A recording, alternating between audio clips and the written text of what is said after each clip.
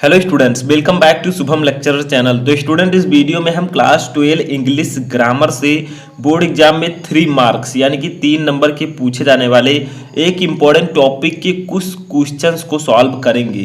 तो स्टूडेंट, इस वीडियो में हम 5 इम्पॉर्टेंट आइडियम्स एंड फ्रेजेज को स्टेप बाय स्टेप सॉल्व करेंगे। आइडियम्स एंड फ्रेजेज का मतलब होता है मुहावरे और लोकोक्तियाँ, ठीक है। जैसे हिंदी में आपके होता है, उसमें आपको करना क्या होता है, जैसे ये दिया गया है ए बॉजम फ्रेंड, इसका मतलब होता है घनिष्ठ मित्र, ठीक है। तो इसे आपको इंग्लिश में लिखकर और उसका वाक्य प्रयोग करना होगा सेंटेंस में। इसी को हम लोग कहते हैं आइडियम्स एंड फ्रेजेज। तो अगर आपको नहीं पता है कि किस प्रकार से इसका आंसर हमें देना है, किस प्रकार से लिखना है, तो इस वीडियो को लास्ट तक देखते रहें। जो 5 मैंने आइडियम्स एंड फ्रेजेस को इसमें इंक्लूड किया है वो मोस्ट इंपॉर्टेंट है, जो कि अब तक सबसे ज़्यादा बार पूछे गए हैं। तो देखिए, जैसे फर्स्ट है, इसमें होता क्या है, ऐसे आपको दिया रहेगा क्वेश्चन, जैसे है ए बॉजम फ्रेंड, ठीक है। इसका मतलब क्या होता है, तो इससे पहले आपको इंग्लिश में इसका मीनिंग लिखना है। जैसे इसका हम लिखेंगे मीनिंग इंटीमेटेड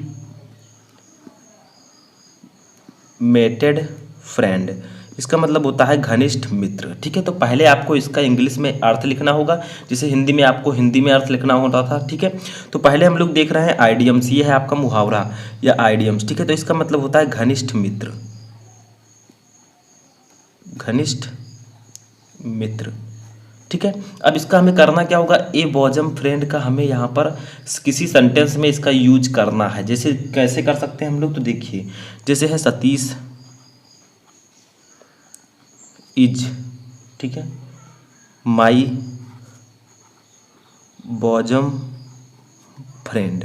देखिए हमने किया क्या इसमें, इसमें हमने क्या किया, इस वर्ड का यूज़, इसका यूज़ जो कि दिया गया था क्वेश्चन में, उसको हमने जो है यहाँ पर यूज कर दिया। इसी को हम कहेंगे आइडियम्स, ठीक है। यानी कि आपको करना क्या है, जो दिया गया है उसका मीनिंग लिखिए इंग्लिश में, इंटीमेटेड फ्रेंड, ठीक है, FRIEN, ठीक है, यहाँ पर एन लिख दीजिएगा। तो इंटीमेटेड फ्रेंड। अब देखिए मैंने इसी का यूज कर दिया, Satish is my bosom friend, इसका यूज हमने इसमें कर दिया। इसी को हम कहेंगे आइडियम्स। ऐसे ही आपको भी लिखना है। जैसे सेकंड देखिए, एट एवरी स्टेप, इसका मतलब होता है हर कदम पर, या फिर आप लिख सकते हैं इंग्लिश में इसे ऑलवेज, ठीक है। इंग्लिश में इसका मीनिंग ऑलवेज लिखेंगे। इक्वल टू आपको हिंदी में लिखना है हर कदम पर, ठीक है, हर कदम पर, इसका हिंदी होता है। तो देखिए अब आपको क्या करना है, इस वर्ड का यूज एक सेंटेंस में कर देना है, उसी को हम लोग सॉल्व यानी कि आइडियम्स एंड फ्रेजेस कहेंगे। जैसे देखिए हम लिख देते हैं यहाँ पर आई फेस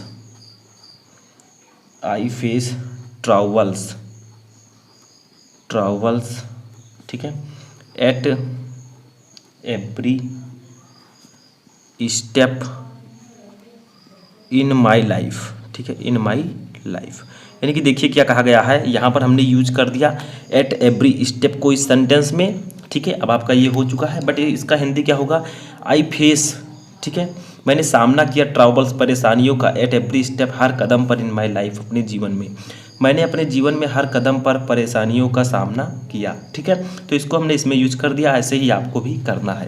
जैसे थर्ड देखिए क्या है, बीट अबाउट द बुश, इसका मतलब होता है घुमा फिरा कर बात करना, ठीक है। तो इसे हम इंग्लिश में इसका मीनिंग लिखेंगे to come indirectly,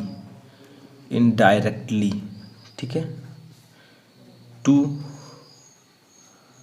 the point, ठीक है। इसका हिंदी होगा घुमा फिरा कर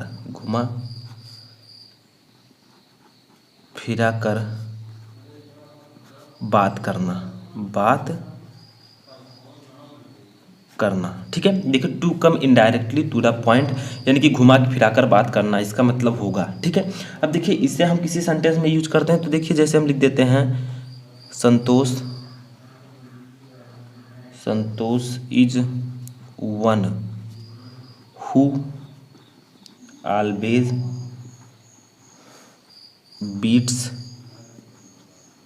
अबाउट द बुश, ठीक है। देखिए हमने क्या किया, सिंपल है, वही तरीका है, हमने इसका यूज इसमें कर दिया और ये आपका एक सेंटेंस भी बन चुका है जिसमें हमने इसका यूज कर दिया। ठीक है, तो Santosh is one who always beats about the bush, यानी कि संतोष उनमें से एक है जो कि घुमा फिराकर बात करता है। ठीक है, इस नाम के स्थान पर आप कुछ और भी लिख सकते हैं, कोई ज़रूरी नहीं है यही नाम लिखें। ठीक है, तो ये थे आपके आइडियम्स। अब देखते हैं फ्रेजेस क्या होते हैं और इसे कैसे सॉल्व करते हैं। तो सेम वही है फ्रेजेस भी। तो फ्रेजेस में जैसे देखिए यहाँ पर दिया गया है ब्रेक डाउन। ठीक है, ये फ्रेजल वर्ब है। तो ब्रेक डाउन मतलब होता है बंद हो जाना। ठीक है, ब्रेक डाउन यानी कि बंद हो जाना। तो इसे इंग्लिश में हम इसका मीनिंग लिखेंगे टू कम टू स्टॉप। ठीक है, इसका मतलब होगा बंद हो जाना। ब्रेक डाउन का मतलब बंद हो जाना, इसका मीनिंग होगा टू कम टू स्टॉप यानी कि होगा बंद हो जाना। ठीक है, अब इसका यूज कर लेते हैं हम सेंटेंसेस में। तो जैसे अब आप लिख सकते हैं the car breaks down on the